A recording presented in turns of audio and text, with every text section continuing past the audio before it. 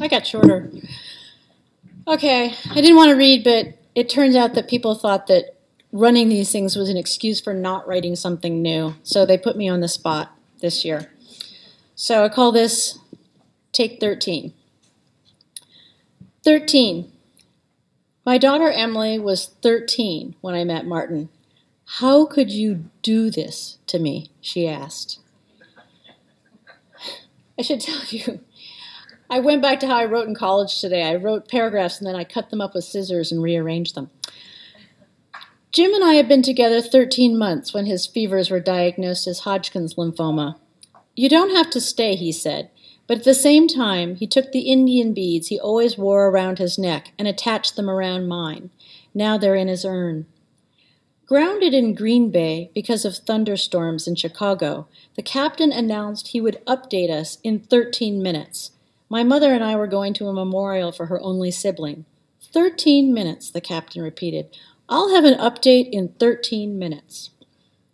How's it going? The family doctor smirked, knowing Emily. A good rule of thumb, she said, when it comes to accepting a parent's new partner, is to double the age. Great, I said. Emily will be 26 when she accepts Martin. Jim was so hot with fever, I'd swear the windows were steamed in our little pension on the coast of Portugal. I was 13 weeks pregnant, willing myself onto the second trimester. I knew as I stood above jagged cliffs that I was going to be a single parent, even though I didn't know when.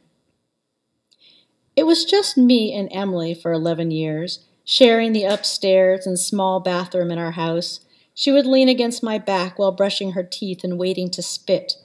How could you do this to me now, especially this year when I have to go to high school next year?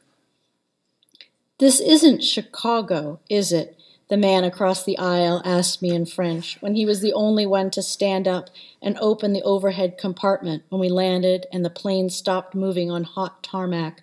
No, I said, ce n'est pas Chicago. Emily came home on the last day of a week-long ceramics camp. We used the wheel today.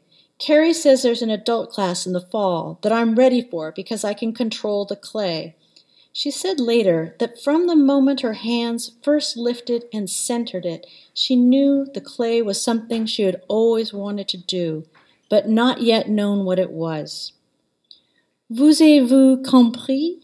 I asked the man across the aisle after the captain's announcement. 13, 13, 13, he replied in that wonderful accent. Why is it always 13, I wondered. Why do I still hear that accented voice in my head years later? We merged households with 9 out of 13 years remaining. The city shut down by snow. We walked the half-mile together from what had been our house. Emily carried the cat in a cardboard box. Our footfalls cracked the ice on the sidewalks. It was Christmas Eve. In the new house, we had mattresses and a tree. I was still the only one who spoke both their languages, a constant, uneasy translator. Cylinder, bowl, vase.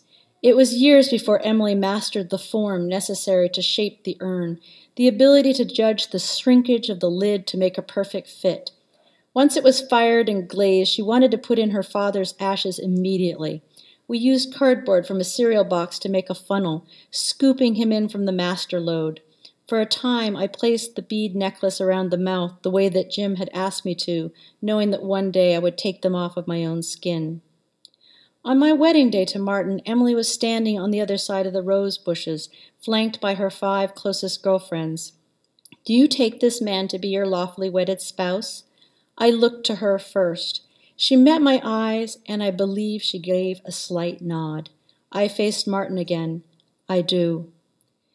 The day after my mother and I finally landed in Chicago, the temperature registered 113 degrees.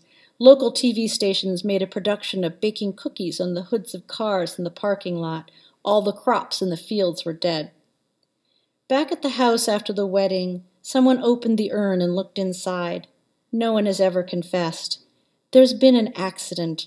The caterer beckoned me to the kitchen, then held out a dustpan with Jim's cremains.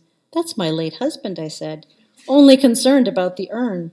It was safe, is still safe, where it stands on the mantel of the house where Jim never lived, but that is our house now, one that I hope Emily will consider home one day. The yoga teacher moves between our limbs, adjusting, demonstrating modifications for our older bodies. Her own movement is luxurious as a jellyfish. Who is this calm, beautiful woman who just guided our yoga practice, laid strong hands on me, her touch more sure than mine ever was? How can she be my daughter? How can I claim her as mine? It seems from the moment the cord between us was cut, folded over on her belly with a barrette-like clip, I knew I would always be in awe of this person. Emily was 13 when I met Martin. In 2 years, she'll be 26.